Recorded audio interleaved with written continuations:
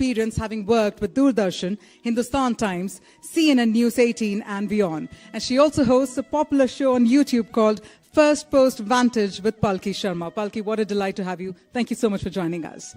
Well, that being said, you and I will now invite and welcome your panelists on stage.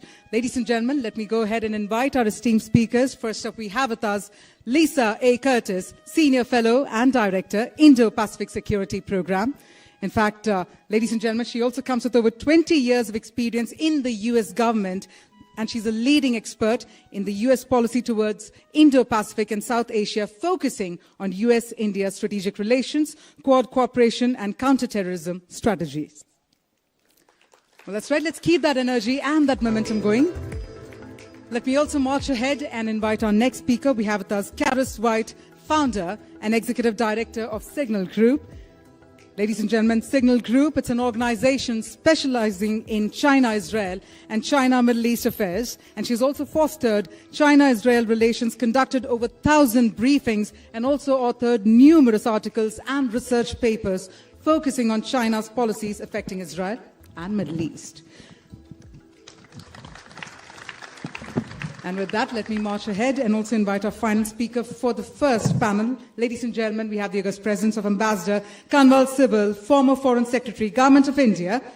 Having served as India's Foreign Secretary from 2002 to 2003, he's been India's ambassador to Turkey, Egypt and France, and he also holds a postgraduate qualification from St. Stephen's College, New Delhi, and also received the title of full professor from the European Academy of Informationization and the World Information Distributed University. First up, it's our very first panel, our very first session. Can we have a dynamic round of applause from our members of the audience? Let's give that energy and that momentum before we deep dive. And with that, Palki, over to you.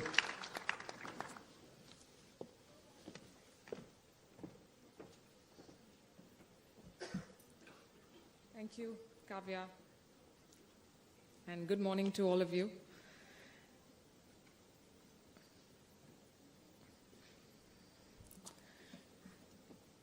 As you know, we are here to discuss chaos, drama, lawlessness, ruthlessness, and survival, or as some of us like to call it, geopolitics. The theme of this session sums up what global politics has come to represent, an international Coliseum. You will find friends in this arena, you will find rivals, you will find actors, you will find gladiators. The fight is ugly, the fight is unfair, and the stakes are very high. Our goal today then is to explore how countries must navigate this Coliseum, this maze of opportunities and challenges. But before that, let's also understand what we are dealing with. And for that, I want you to think back to some of the key stages of your life, your school, your college, your job, your family, and what is the one common thread, what is the one similarity that you find in each stage. I hope your first response is happy memories, because if not, then this session is the least of your worries. But beyond that, I think what you'll find common is that at each stage, we more or less had a set of rules. We had individuals to enforce those rules, and we knew that there were penalties or punishments for those who would not abide by those rules. That is a large framework that we all sort of understand and follow. We know how to identify the red lines, and most of us have figured out how to stay within those red lines. And that makes it easy, or relatively easy, for us to navigate our lives. But the world of geopolitics is not like that. There are no clear rules. A lot of times people don't abide by those rules, and we would like to believe that there are enforcers like the United Nations or the International Court of Justice, but you see what's happening in Gaza with more than 40,000 deaths, or you see the arrest warrant against Vladimir Putin of Russia. And you know that our international Coliseum may have rules, but these rules have no teeth. They exist merely on paper to give us a semblance of order, an impression of stability. And you may have heard this dialogue in many movies that there is only one sheriff in this town. But in our town, our world, there are no sheriffs. And sometimes there are a lot of actors who all want to play sheriff and clash with each other. So it really is the Wild West, which often makes you wonder, how is the world functioning? And history shows that there is no set playbook, there is no set formula or template to guarantee success. You have to adapt and you have to change your policy and approach according to the times. During the Cold War, it was the alliances. They were the go-to option. There was a US-led NATO alliance. There was a Soviet Union-led Warsaw Pact alliance. And between them, they started an arms race and built enough and more weapons to blow up our planet many times over. Thankfully, it did not come to that. It did not become a shooting contest. Then there were countries like India, which refused to be part of camp politics because we decided that it was not in our interest to be boxed in any alliance. But partnerships don't always have to be in a military or an ideological context. There can be economic partnerships as well, which can be quite dynamic and effective. A good example would be the European Union or the ASEAN. They're far from perfect. They have a lot of chaos internally, but they have ensured peaceful rise of the regions that they're part of. Remember, this is still the Wild West after all of this. And you have your own national security objectives within an alliance or a grouping, and those objectives may clash. So then the question is, what do you do? How do you achieve your objectives? Do you use hard power or soft power? And I would say that the answer can be found on a cricket field. You must have seen the captain sometimes set a very aggressive field against a particular player of the opposing side, so you know that this captain is after a wicket. Then there are situations when the team is spread across the field, so you know that the objective is to limit the runs that the other team scores. And in a typical match of cricket, you would see captains use both these strategies. You can say the same for countries. You have to strike a balance between hard and soft power in different situations. If you're too soft, you're seen as weak and a pushover. If you're too hard, then you're seen as a global bully. And I would say that India has effectively been able to use both these strategies. The latest example, someone mentioned China, I think, earlier today, and we've seen a border deal with China, and I think that is the result of the use of both soft and hard power. We've been able to reach this agreement after more than 30 rounds of talks spread over 4 years. So we say that this is a win for diplomacy. But this win has come in a context. These talks happened while we had also deployed brute military strength on the border. Do you think China would have agreed to an agreement, to a deal like this, had we depended only on diplomacy? Knowing the Chinese, the answer is no. The other kind of example comes from the Maldives, where the use of military strength became the source of friction.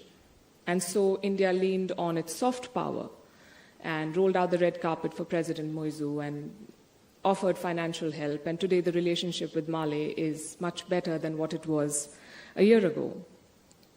So I guess the idea is to first figure out which battles to fight, where to invest your political capital, and then how to fight them, with hard power or soft power, and in what proportion. And this is just a snapshot of the challenges that our world faces. There are many, many complexities. For instance, what happens when your national security objectives clash with your development goals? And we saw Europe face this dilemma 2 years back.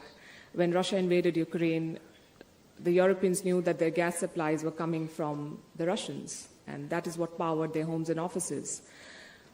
But their national security doctrine required them to cut their dependence on the same supplies. So we know what the Europeans chose eventually and how it worked out for them. India faces a similar dilemma with China. China is hands down the biggest security challenge for India. but China is also our biggest trade partner. And in a globalized world, I think these contradictions are only to be expected. What further complicates this arena is the use of new technologies and media. Because technology and media can be used to shape narratives and portray countries in a particular manner. Back in the day, the media was seen as a soft power tool where you could use it to co-opt individuals or groups or countries. But today, media can be used to demolish the credibility of a country. Today, media and technology can be used to influence political outcomes and meddle in elections. So we have to ask ourselves if media is still a soft power tool or if it is a hard power tool that is pretending to be soft.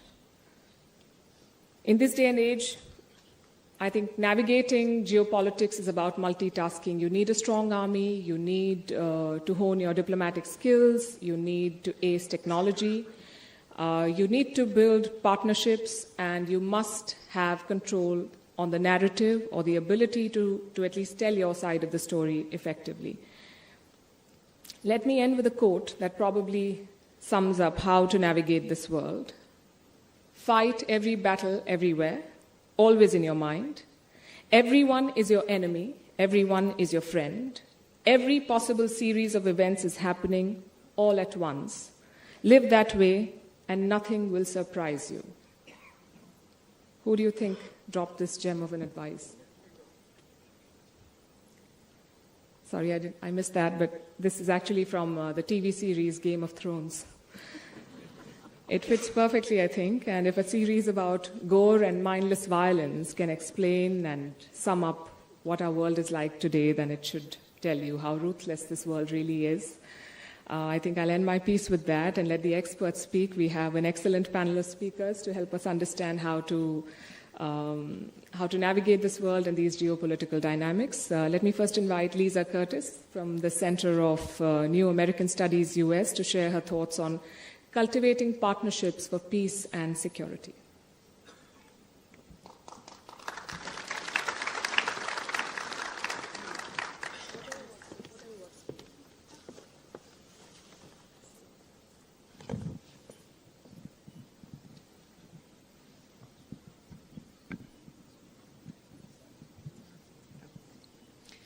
Okay. Well, thank you very much to Claus for inviting me here. It's a pleasure and an honor, and I also want to acknowledge the honored Army Chief for being with us.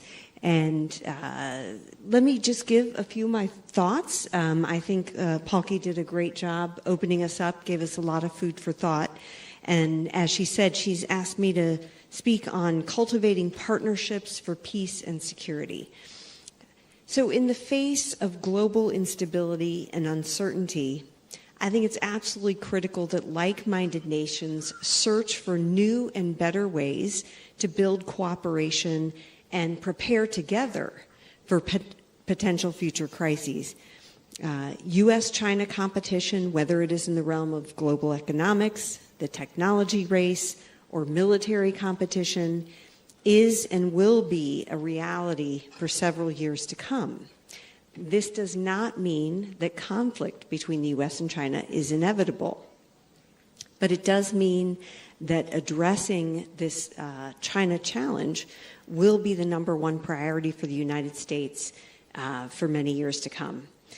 And another reality I would like to raise as we're thinking about these challenges is the increasing strategic and military cooperation among authoritarian regimes like China, Russia, Iran, and North Korea. And, you know, what has been phrased as the axis of upheaval or axis of authoritarianism. I think this is increasingly aimed at overturning the current global order and international norms that have, frankly, kept the peace in the Indo-Pacific for the last 50 years. Just today, we are seeing reports of thousands of North Korean soldiers going to Russia, probably to fight in Ukraine. And we had General Charles Flynn, the commander of U.S. Army Pacific at the Center for a New American Security just a week ago, and he raised this issue and his concern that North Korea would be getting real-time feedback on weapon systems, and that this was a grave concern. So these are just, some of the challenges that we are facing right now. Now, the U.S., in order to address these challenges, has been cultivating partnerships and alliances. And the Biden administration refers to this as a lattice work of relationships, of multilateral, mini-lateral relationships with different groups of countries. And the one that I want to say a few words about is the Quad. The Quad is of course U.S., Australia, India, Japan, and was first revived during the Trump administration back in 2017, but has certainly been elevated during the Biden administration. And it really has become the linchpin of Indo-Pacific stability and an effective multilateral mechanism to support concepts like the sovereignty and independence of each nation, free and open seaways, transparent lending and investment, broad-based economic development, and peaceful resolution of disputes. It's not a military pact. It's really about four powerful maritime democracies coming together with a shared vision of the future, pooling their capabilities and resources to realize that vision. And of course, the Quad leaders met for their fourth in-person meeting last month in the United States, and they announced a new regional maritime security training initiative.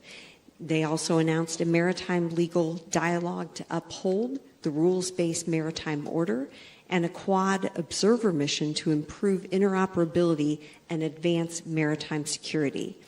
And I think these initiatives are critical as we see tensions rising in the South China Sea, particularly China's aggressive behavior toward the Philippines in particular. So another example of partnership in action is the AUKUS initiative. This is the Australia, UK, United States initiative to provide Australia with nuclear-powered, conventionally armed submarines. This is about burden sharing, and it's about the U.S. ensuring its allies have access to advanced capabilities that they need to contribute to a more peaceful Indo-Pacific. So finally, let me just say a few words about the U.S.-India partnership, which is also vital for preserving peace and stability in the broader Indo-Pacific region. We have initiatives like the ISET dialogue, which has led to the milestone agreement in June 2023 for the U.S. and India to co-produce jet engine technology. Also, the recent conclusion of the $4 billion deal for India to purchase 31 MQ-9B Predator drones. I think these are both testament to the deepening defense and security partnership between the U.S. and India. We have, of course, had challenges to that relationship. I don't need to tell this audience, but I think the fact that we have weathered these challenges and the relationship has stayed on course, we've maintained momentum, says a lot about both countries' commitment to that partnership.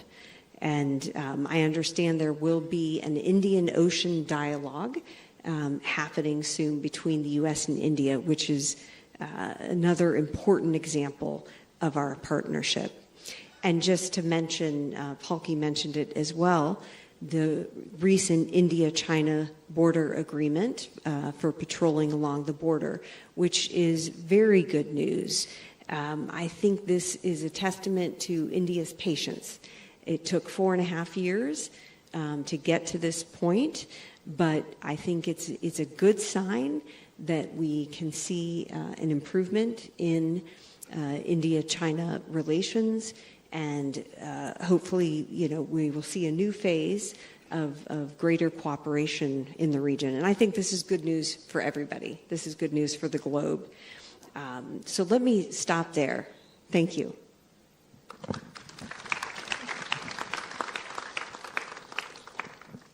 Thank you, Lisa. We will talk about Quad and AUKUS and India's strategic patience, and we hope the good news lasts until it does. May I now request Carice Witte of Signal Group, Israel, to talk about balancing national interest with hard and soft power. Thank you so much. It's really a great honor and privilege to be here. It's not easy to leave Israel. It's almost harder to get back. We've already had our flight changed because of perhaps the bombing schedules. But I am really grateful for the opportunity to share some thoughts on hard versus soft power in general, and I will bring it to a focus on China's impact on all of us and how that brings me to India and, of course, where I come from, which is Israel. So first of all, this is an event hosted by CLAWS, a military institute, and India's military. And yet I'm going to focus on everything that is non-military because they are deeply integrated. Even if we look at Gray Zone, which is an incredibly powerful tool now being used extensively by China, the Gray Zone approach is non-military, and the way that China is using it is pushing the envelope. We have seen flights into U.S. airspace recently, into Japanese territorial waters, and, of course, water cannoning the Philippines. Now, what do? How do you address this? One of the most powerful tools that we have, those of us who share a like-minded approach to rules-based global values that we've become familiar with over the last 75 years, is collaboration. And you heard about it already, but this is, and the specifics of Quad and AUKUS, Lisa just outlined. But the big picture is that when we come together and stand shoulder to shoulder, it does cause the other side, and I would say that China defines itself as the other side intentionally, and of course it's aligned to a great extent with Russia, to some extent with Iran, and to some extent with the DPRK. It causes China to take pause. And the more powerfully we're able to stand together, the more broadly and deeply we stand together, the greater is the prevention and deterrence against the need for hard power. Hard power is the last thing you want to use. However, you do need to have a significant edge in hard power to support all of your non-hard power endeavors. So the Abraham Accords was and is a lasting and very valuable tool that projects a message both in alliance strength and how relations will behave in the context of hard power. So you all saw when Iran sent 300 rockets and missiles, etc., to Israel, there was support from Jordan, from Saudi Arabia, from the U.S., etc. This is a testament to standing together. And I think to a great extent, it is that kind of collaboration that has prevented what everybody is hoping will not happen, which is a major conflagration that goes beyond the suffering of the Israelis, the Lebanese, and the Gazans, and to some extent the Syrians, to the entire region, which would, of course, reverberate on energy supply. And I'm quite convinced that the Chinese have been whispering in the ear of the Iranians for quite a while that they do not want to see that happen. It's not something that they can afford. Beyond that, hard power matters. Winning matters. The fact we have seen the implications or the reverberation of success in the transformation of China's very harsh attitude towards Israel during this conflict to a moderation of tone and maybe even an adjustment in policy. After Hania was assassinated in Tehran, after the pager and walkie-talkie operation, which was the most targeted operation against terror militant organization ever, and after the bunker-busting bombing of the very, very deep bunker of Hania, Israel is now seeing a change in China's tone, where the criticism was rife after the April attack by Iran, and China told Iran that it had a right to defend itself by attacking Israel with 300 rockets and missiles. After the most recent attack of 182 precision missiles, China called for restraint, not a word against Israel. And in commentaries by the Ministry of Foreign Affairs, which is quite hawkish against Israel, of China, and a number of leading experts from party think tanks, we saw that China is now refraining from criticizing Israel and speaking more in third-person broad terms. So the way forward is to work towards minilateral. We see the big collaboration by the United States with these major powers, with the UK, Australia in AUKUS, with Japan, Australia, and India in the Quad. Collaboration among Indo-Pacific countries, with Israel, with other like-minded Middle East countries, and perhaps bringing in European countries is what we consider to be the way forward in collaborations that can bring two aspects of non-hard power that are critical. One is technology, and the other is information. The information war is almost as powerful as the war itself.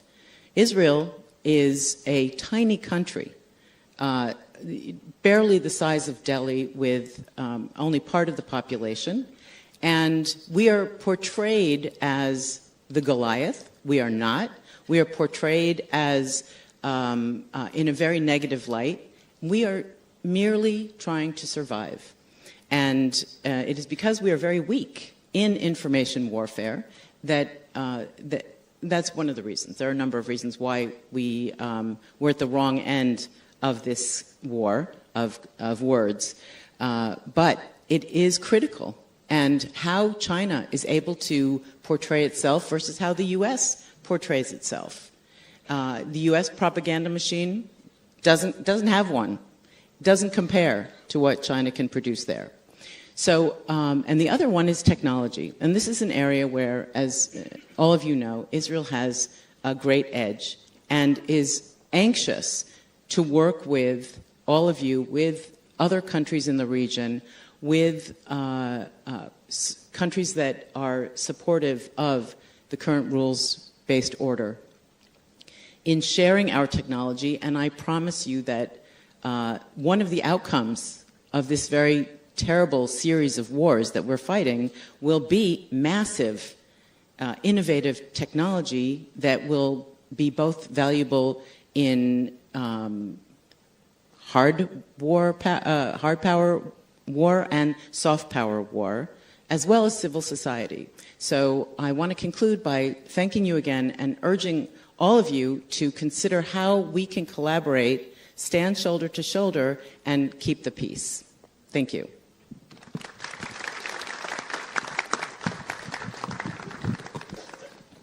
Thank you very much, Carice Witte, for so nicely summing up how you balance national interest with hard and soft power.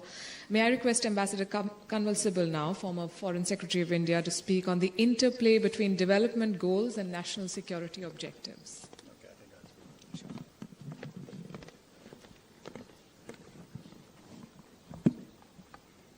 Well, first of all, I want to recognize the presence of the Chief of Army Staff. It's a big honor for all of us.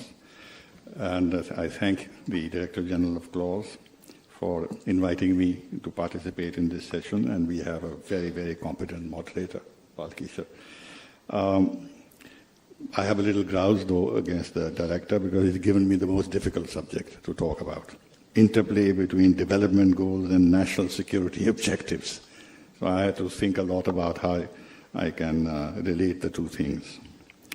Now, before we talk about the interplay between national security objectives and development goals, we must be broadly clear what the national security objectives can be. This is hardly something that I should speak about in the presence of all those people who are involved in protecting our national security, but nevertheless, the most important thing is the protection of our sovereignty and our territorial integrity, which means protecting our borders.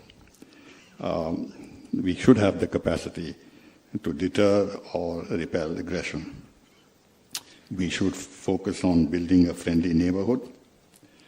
But beyond that, we have to promote economic growth, as it is only economic growth that will generate resources to have the means to protect our national security. For that, we need access to resources. I mean, all countries don't have all the resources they need for their economic growth. Often they're not available inside our country. Therefore, we should have a policy of making sure, like China has done, of having access to all the raw materials and resources they need for their phenomenal economic growth in the last 3 decades. Self-sufficiency in food is very important. It's not always possible. India has done a remarkable job, but many countries need food security. And if you don't have that, then you need to have the resources to import. Energy self-sufficiency is extremely important, particularly for a country like India, because 80% of our energy is imported.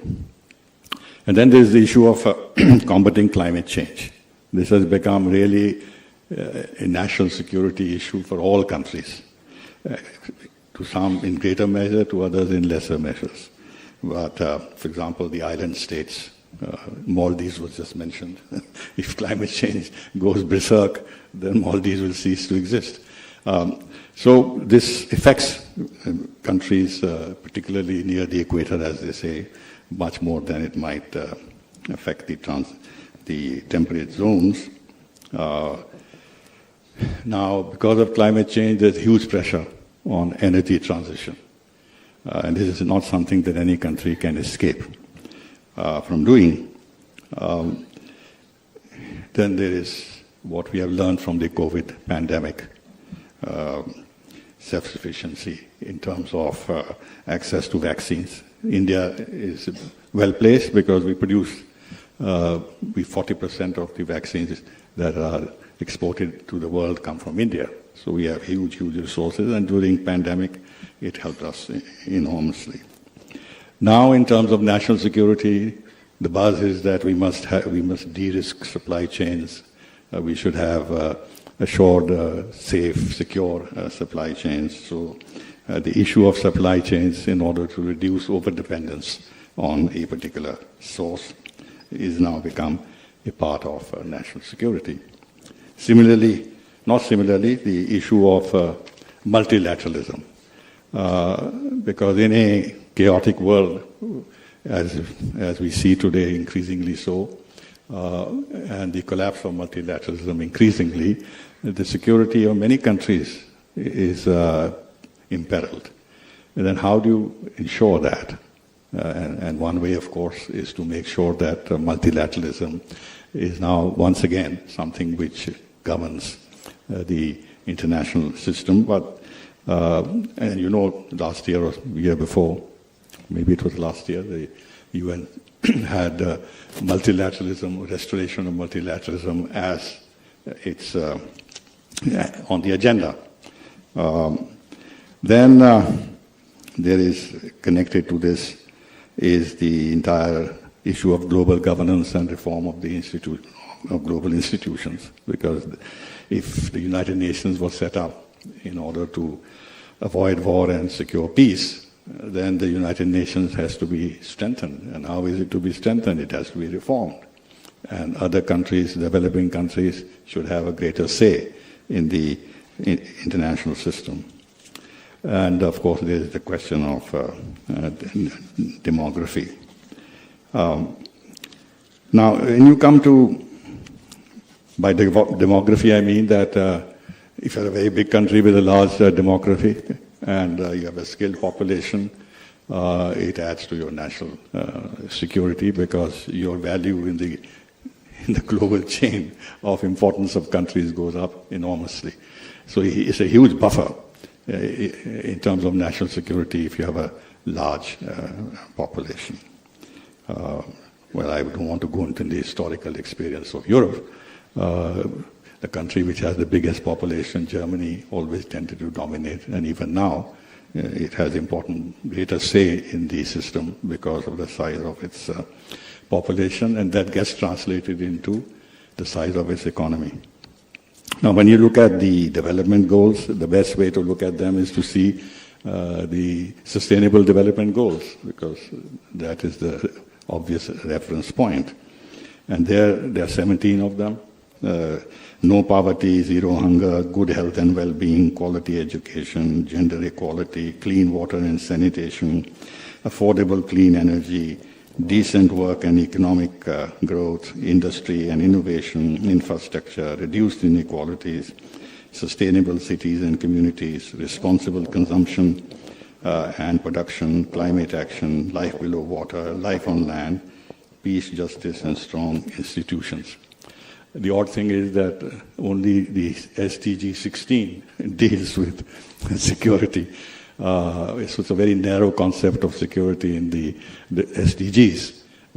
But as I explained earlier, if you look at what the country really needs for its national security, almost everything that is in the SDGs is necessary to protect your national security. But though, as I said, the only SDG 16, it deals with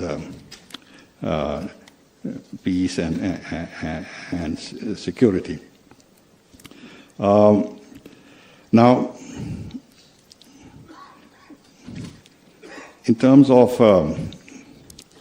the SDGs and the goals that have been described, I think we should be clear in our mind that these are aspirational goals. They are not something that can be achieved in the foreseeable future, frankly. They all sound good, but it's not going to be translated into reality. Countries can never be equal, however much you might try and promote this concept, because there are inherent inequalities in countries. I don't have to explain, it's so obvious. They are different in forms of size, resources, demography, military strength, etc. Then if you have to achieve these development goals in the context of national security, you need financial resources, you need technology, you need innovation, there is the issue of new military technologies, and all this is still dominated by the West. So how do you then talk about equality on the global stage, etc., unless there is a flow of technologies and finances from the developed world to the developing world. You have a situation where China has emerged as a rival to the United States, and it has its own hegemonic ambitions. One of the goals is life on land, which actually is something which Prime Minister Modi, in terms of his concept of life, has been alluding to, that you have to live a life which is compatible with the world's resources going forward. But I don't think the rich countries are going to change their lifestyles because they're worried about the lifestyles in the poorer countries. And as it happens, their lifestyles have become a model for the developing countries. They all want to build American, European style of prosperity, which is highly consumptive of resources, global resources. And the global resources are relatively finite. Even if there are technological solutions here and there, that's not going to solve the broader problem of access to everyone to limited resources so that everybody achieves a degree of equality. So far as India is concerned, in terms of our development goals and national security, I think everybody agrees that we must grow at about 7 to 8% for the next 2 decades to be able to achieve our goal of Viksit Bharat by 2047. We have to do this even as we have a very, very challenging neighborhood. We have the problem of China that we are grappling with. We've not been able to grapple with the problem of Pakistan despite several decades. Both countries have territorial claims on India. One country has still not given up promotion of terrorism. And we have the growth of radicalization in our region, now both in the west and east, with what we are seeing happening in Bangladesh. We have to become a stronger military power. There is absolutely no question of that.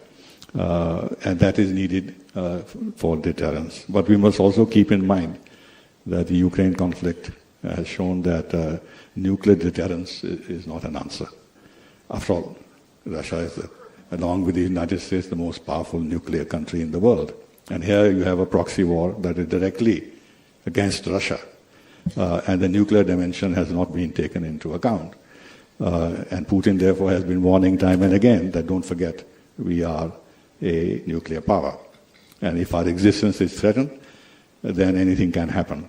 But his warnings have gone unheeded, and therefore there is a revision of the Russian nuclear doctrine in order to convey the message that we are serious about it. There's a lesson in it for us that our nuclear deterrence, which we are trying to build, may not be actually the answer. Therefore, we must have very strong conventional forces.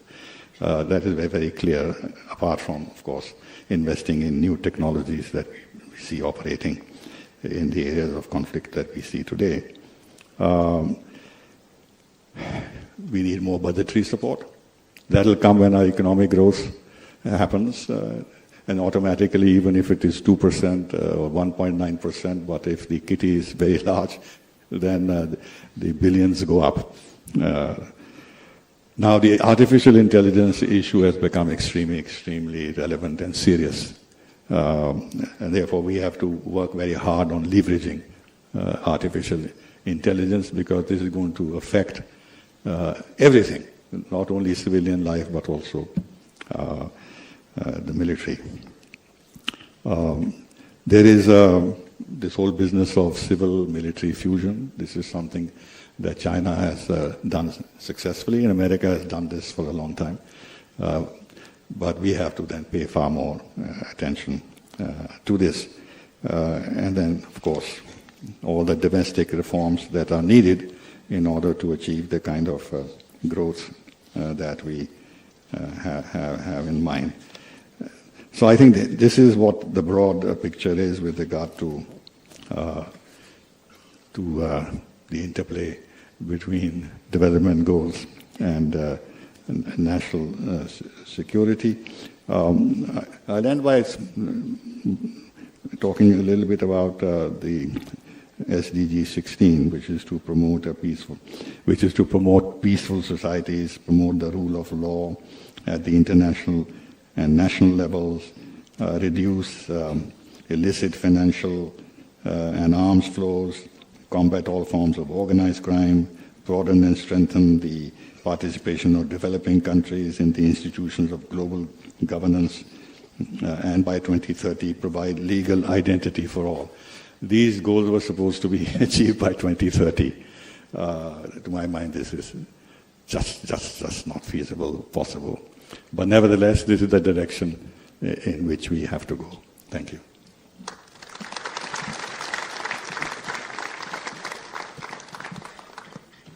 Thank you, Ambassador Sibal. You have given us a lot of points that we hope we can discuss in the conversation that follows. Let me start with Lisa. According to one report, there are some 56 conflicts in our world right now. We talk about the big two, Ukraine and Gaza, but there are many more. And interestingly, more than 90 countries are involved in conflicts beyond their borders. This is the world that we live in. How do you think we can foster partnerships that go beyond military alliances to go ahead and address the root causes of protracted conflicts like the one that we see in Gaza? Well, I'll come back to my major theme of my opening remarks, which is, continuing partnerships that build deterrence. That is critical. And also partnerships that provide public goods for countries, right? If a lot of countries in the global south, they have development needs, they have economic needs.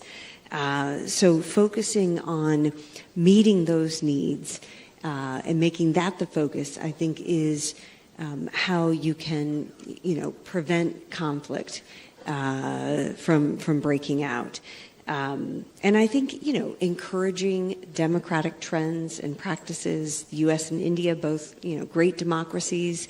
I think, we know from experience that democracies are run, when they're run by leaders that have to reflect the will of the people or respond to the will of the people, are far less likely to go to war with their neighbors. So I think these are important concepts. And, I'll just say the best way to prevent conflict is to be ready for conflict. And I think it gets at your opening remarks about balancing hard and soft policies in order to, maintain peace. And, we have to be ready with capabilities. We have to have strong military postures in areas prone to conflict. And, we have to work together on economics and technology with, we haven't touched on the issue of technology, but this is really also driving the pace of events, contributing to conflicts and crises between countries. And, I think it's important to have cooperation among like-mindeds on economics and technology to reduce dependencies on any one country, because that allows that country to employ economic coercion. We've seen this. I'm not going to name any countries, but I think we can guess who we're talking about.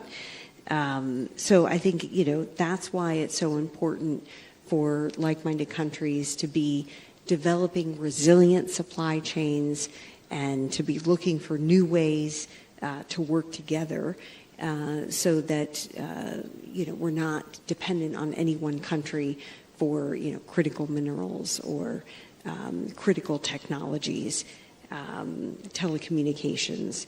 I think this is some of the ways that you can prevent conflict and keep the peace. Yes, and you mentioned democracy and building partnerships, and that's very interesting, but this is a complex world, like we've been saying.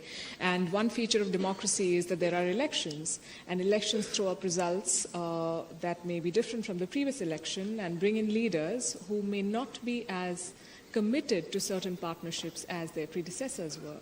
And these are long-term arrangements that we're talking about. So I guess that's another challenge that that we're dealing with. I'll come to that in a bit. Let me get in Carice Witte into this conversation. We are talking about Israel.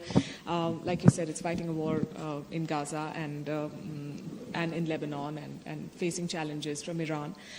How do you think Israel can balance its need for, its immediate military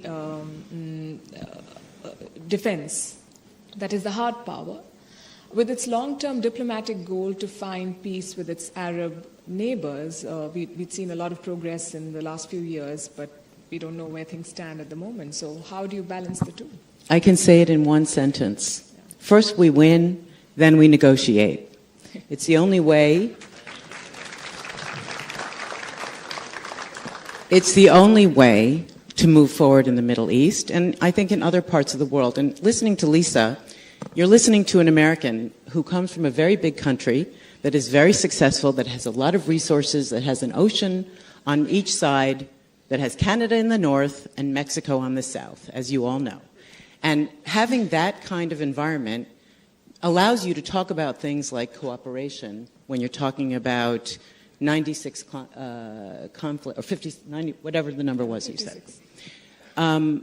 I obviously come from the diametric opposite, surrounded by countries that now we do have peace. We have a cold peace with Egypt. We have a cold peace with Jordan. But we have a very good normalization with the Gulf, and or at least many of the Gulf countries and others, Sudan. And I would say that democracy is something that needs to be learned, needs to be taught. And there are a number of things. If we want to prevent conflict on a global level, not just between U.S. and China, we need a few things. We need education. There has to be some, UNESCO has an education protocol for peace and tolerance. And there's an organization in Israel that analyzes the degree to which different countries adhere to that, including Israel. And Saudi Arabia and Egypt have both improved their educational systems towards peace and tolerance hugely. Guess when? When they started to want to improve relations with Israel.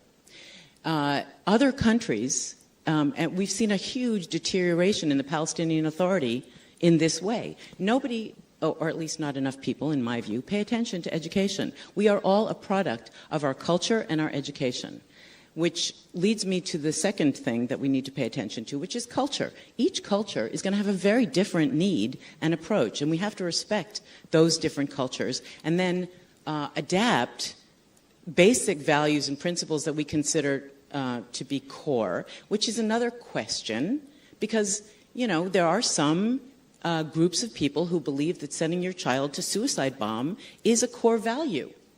Kill yourself for the sake of whatever, their beliefs may be. Be they political, be they religious, whatever. So we have to have some basic rules. People say, everybody wants a better life. The Chinese say, everybody wants a better life for their child. Well, what defines a better life? In some cases, a better life is to struggle and fight and commit terror attacks in order to regain what you consider to be your land. And you've probably heard this line, from the river to the sea, although the Americans sing it out all the time on campuses. They have no idea what river or what sea they're talking about. But it happens to be the land of Israel, and leaving no part of that blue and white, which is the colors of Israel, but all green, which is the color that the Palestinians have adopted. So I would say culture and education. Then there's a couple more things. We have to empower women. In the United States, there's been huge progress. There's still a very long way to go. In Israel, we have progress. But there are many places where women do not have, and certainly even in Israel, and I look at even myself going through my own process running this organization, which deals with security, surrounded by a bunch of generals. It can be intimidating. you guys all know yourself, but sometimes you can be intimidating in your beautiful uniforms. So we have to work extra hard to stand our ground and convey our positions. And I want to thank this panel. You know, I don't know that I've ever been on a panel with 3 women and 1 man.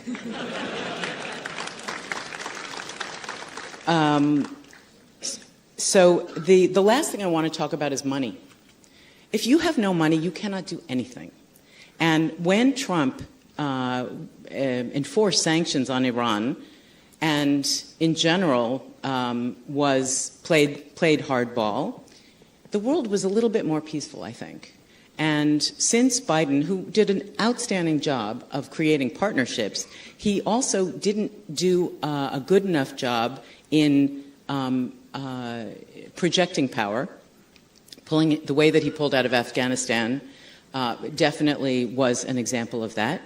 And I don't know, I've learned from my military colleague who's here with me, Brigadier General Iran Ortal, who you'll hear from tomorrow, that when you are going to leave, it's very hard to do it in a good way. But nonetheless, it was not in a good way. And it left an image of the U.S. as being weak. Weakness does not lead to peace. And leadership, strong, smart leadership, is absolutely essential, not only from the U.S., but especially from the U.S. We must have better leadership that is not afraid to deal in hard power if it has to. And if you look like you're afraid to do that, many players will push the envelope, and they'll do so freely and very honest about why they feel comfortable doing that. And I've heard many commentaries about the fact that Iran's behavior in our region, partly because the U.S. released a huge amount of funds, partly because the U.S. did not enforce those sanctions. And where did the money go? Obviously, to missiles and rockets that come at Israel and supply to all these proxies. If Hamas did not have arms, a free flow of arms from Egypt, this, October 7 probably wouldn't have happened.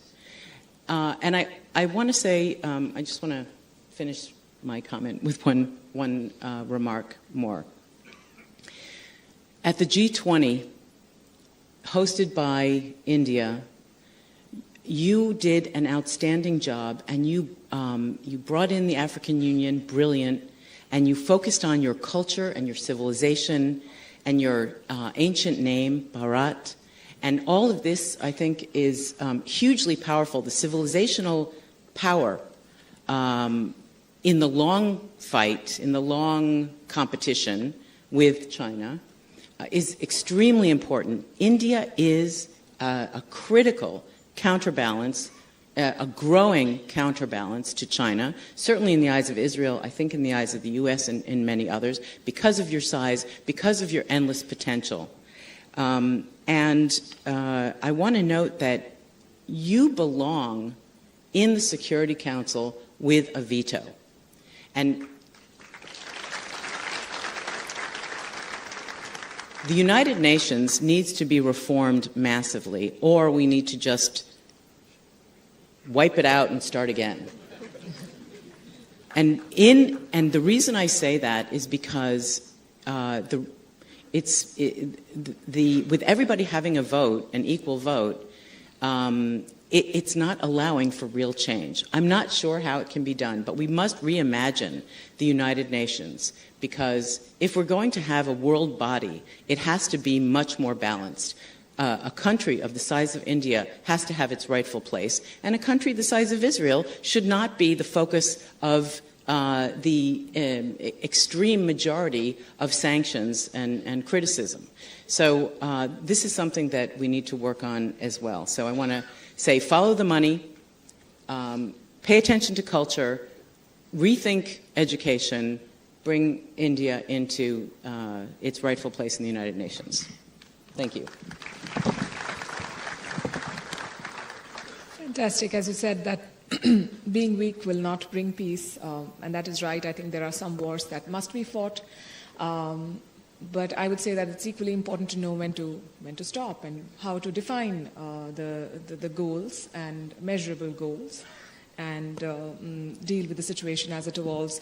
Ambassador Sibal, you talked about economic growth. You said that territorial integrity is paramount, but you said economic growth is what will generate resources for national security. And that is, I think, the dilemma for a lot of countries, not just India, but a lot of other countries that are locked in a territorial battle with China in the South China Sea, that while China remains a big adversary, it is also their biggest trading partner. And for all the talk of decoupling and de-risking and all friendshoring and the terms that have been used in the past few years, the world has not found an effective way to wean its economies off China. How do you balance the two? Well, first of all, who built up China? The United States of America and its allies. They built it into a monster, and now they can't handle it when it started breathing fire. And the odd thing is that there was an alternative, China, India, democracy, autocracy. For all this talk about democracy versus autocracy, in all these years, the autocracy was built up and the democracy was neglected.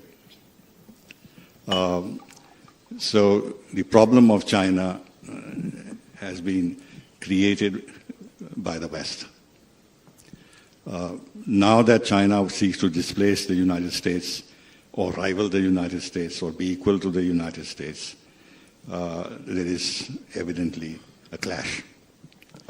And in that clash, India is now seen as a valuable partner.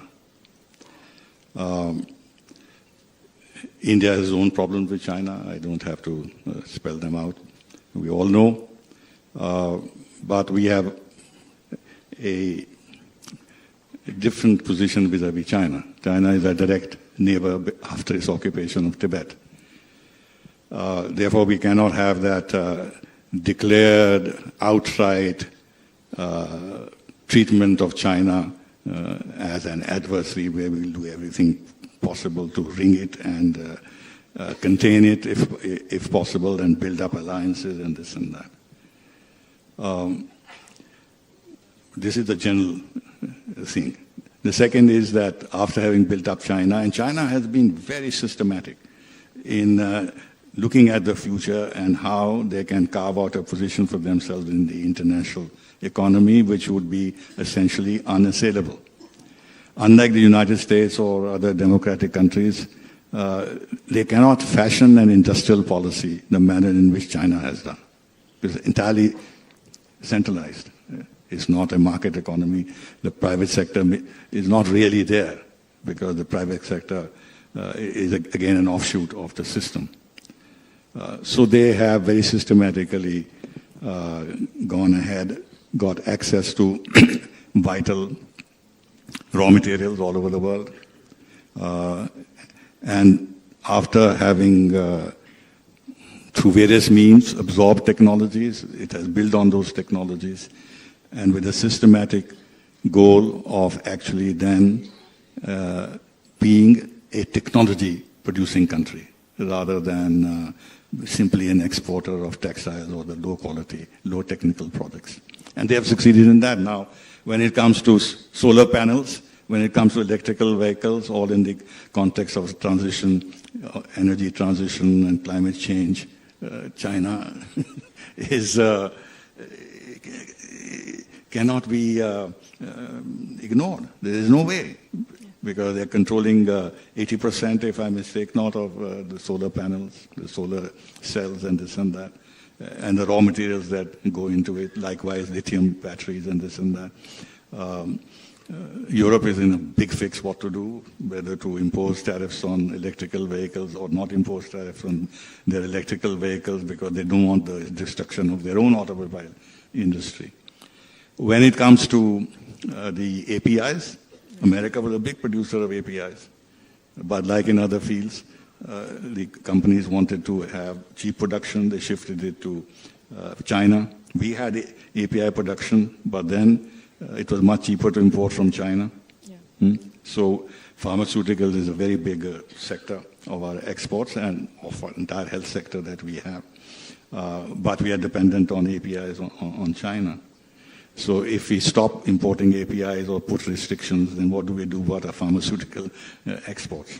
Similarly, all our plans for renewable energy, in which solar power is very critical. After all, Prime Minister has talked of an international solar alliance, and we are creating, our goal of 500 mega, whatever it's called, of watts of renewable energy, in which solar power is a very big component. How will we do that unless we trade with China? Our our business people, when they look at where they can get relatively cheaper imports, but now even high quality, they can't ignore China. So what has really happened is that the U.S. discourse has changed. Earlier it was, we are going to decouple. Now they don't talk about decouple. They talk about de-risking and secure, reliable supply chains. And the trade between China and the United States has gone up, nevertheless, despite everything else. When some offshoring on all this thing has occurred, the beneficiaries have been Vietnam or countries in the periphery of China. India has not been able to attract sufficiently supply chains to our country to be able to build up our own manufacturing sector. This is an issue. The long and short is that those countries which are now confronting China, want to retard China's power, cannot do without imports from China. So India, which is now on a path of economic growth and building a manufacturing sector, and because of all the things I said, cannot ignore China. And hence we have $110, $115 billion of trade with China, with an $80 billion deficit, which is the size of our defense budget, unfortunately.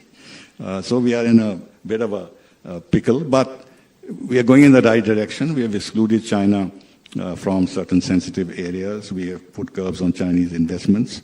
And there's no TikTok here. It is still there in the United States. So we're taking whatever needs to be done in order to manage our ties with China. And the latest agreement with China is a step in that direction, that we manage China, but in a way that we don't provoke a conflict. Right. Before I throw it open to the audience, Lisa Curtis, I want you to respond to the point that the West may have contributed to the China problem. And we're talking about alliances and how it's important to build them.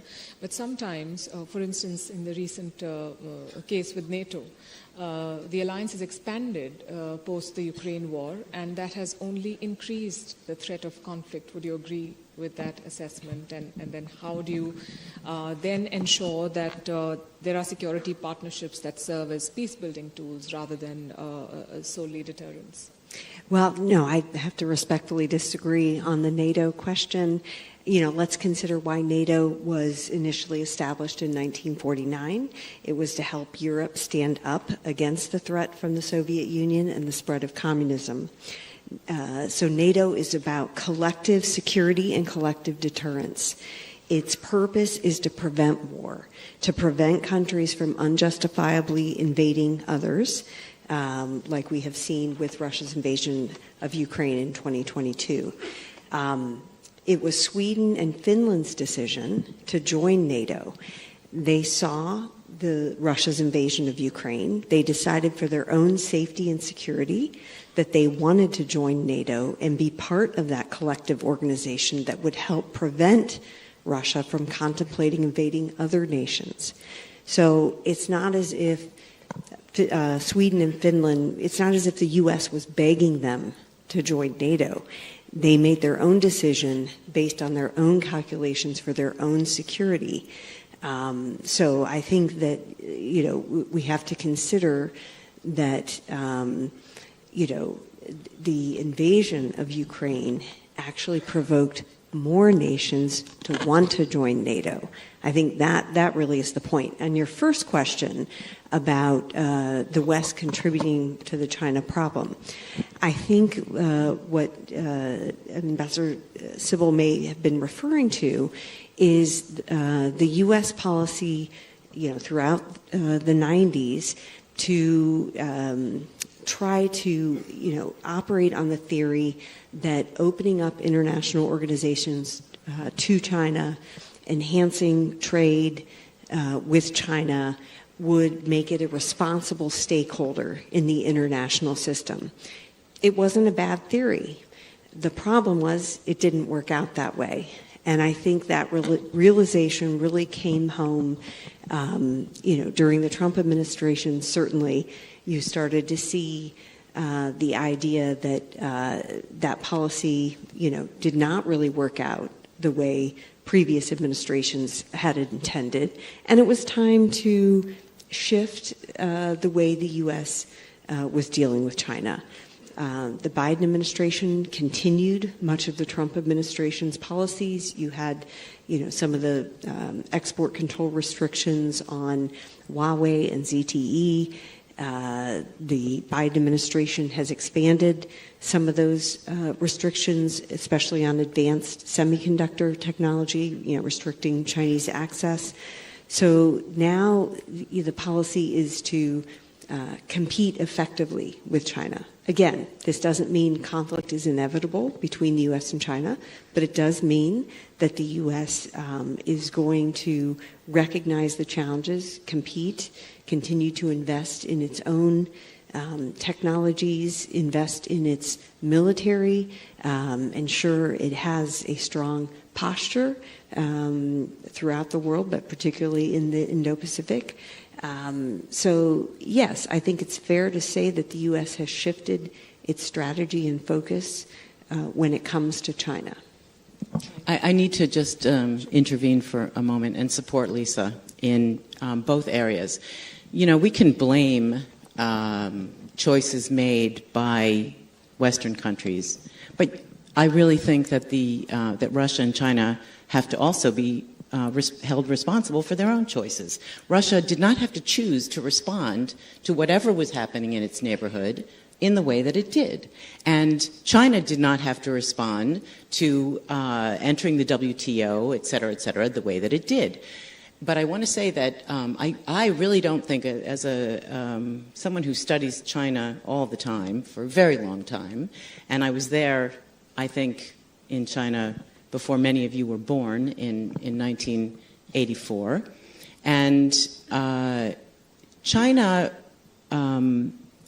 was following the United States and the West and admiring. China admires success. China wants to bet on the winning horse. And actually, the problem wasn't the 90s, and it wasn't, I think, the bad policy. The problem was the subprime, the 2008 subprime crash, an internal U.S. huge error that I think the financial system hasn't completely changed to prevent something similar in the future. But when China saw that the U.S. did not have the secret sauce, and I was there in Beijing when they were talking about it 2 years later, and still in 2010 had not come out of it, that's when China said, you know what, maybe they don't know what they're doing and we can do it differently. So I think, the idea of blame and, the U.S. created this monster, I really disagree. I think China developed itself in its own way based on its own culture. And the only mistake that others make is to not understand what's really going on the inside. And I think we need to hold them responsible for their choices, as well as recognizing our own mistakes and repairing them. May I say something on this? We're out of time. Yes, sure. In 1989, China extremely brutally suppressed the democracy agitation. We don't know how many were killed. And now they say, I don't know the figure, but the figure is very large, but it was never revealed.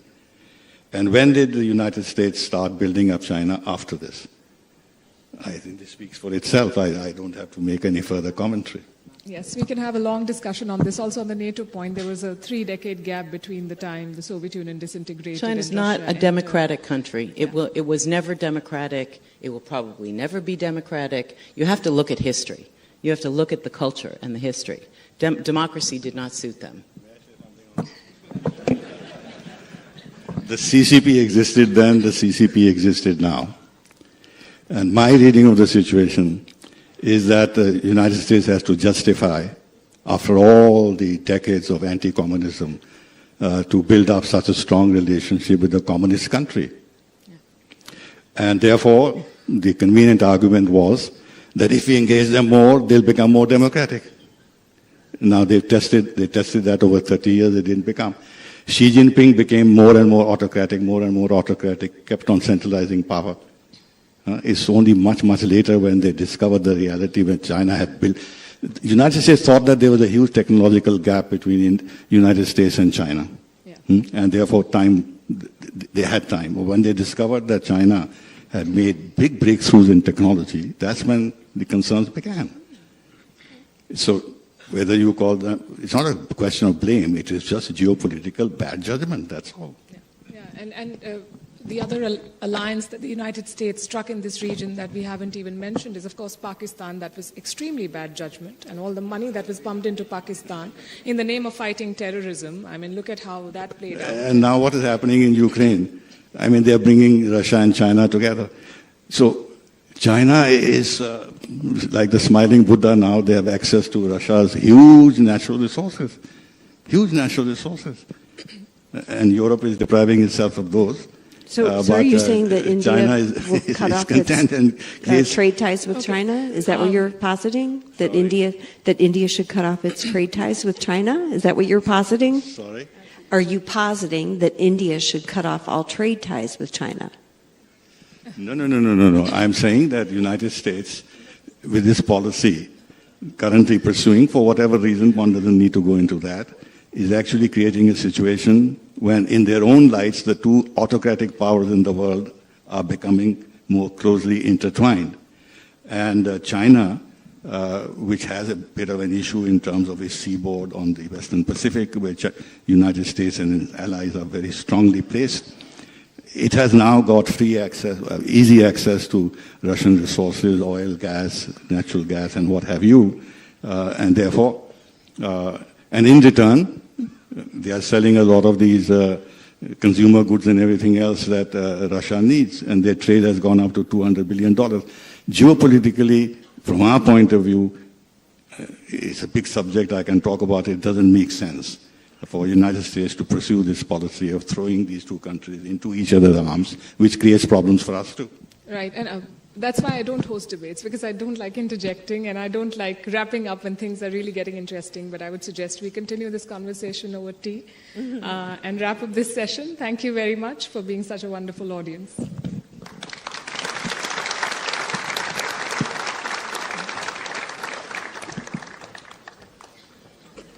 Thank you. Thank you so much. I think it was interesting to see the dynamics here on stage as they got to deep dive on the geopolitical dynamics. Can we have a louder round of applause as we managed to gather some extremely interesting insights from our speakers. And on that note, if I could please request Chief of the Army Staff, General Upendra Dwivedi, to please come on stage to felicitate all our speakers. So firstly, I request you to felicitate our session chair, Palki Sharma.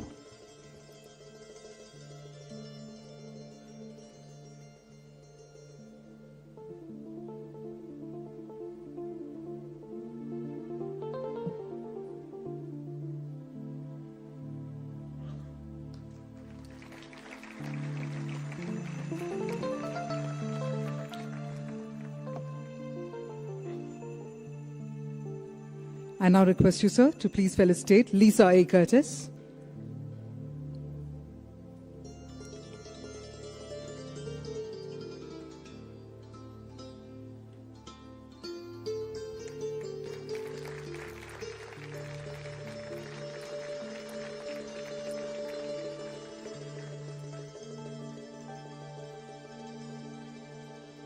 Sir, I now request you to please felicitate Carice Witte.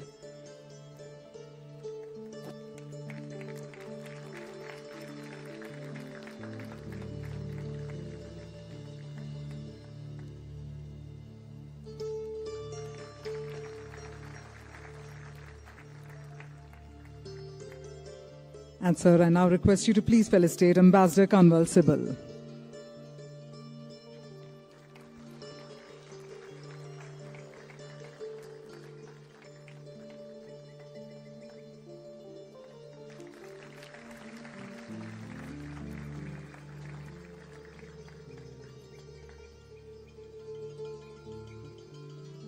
And sir, may I please request you to join all our speakers for a group photograph.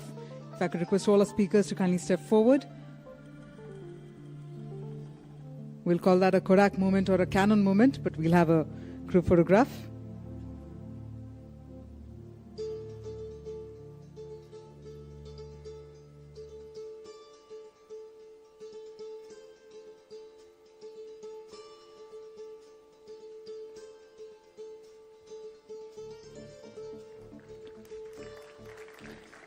Thank you once again, sir. And thank you to all our speakers, all our panelists. Thank you, Palki, for beautifully spearheading that session for us, our very first session. Ladies and gentlemen, after we have extracted all those relevant insights, it's only befitting that we now take the conversations over tea.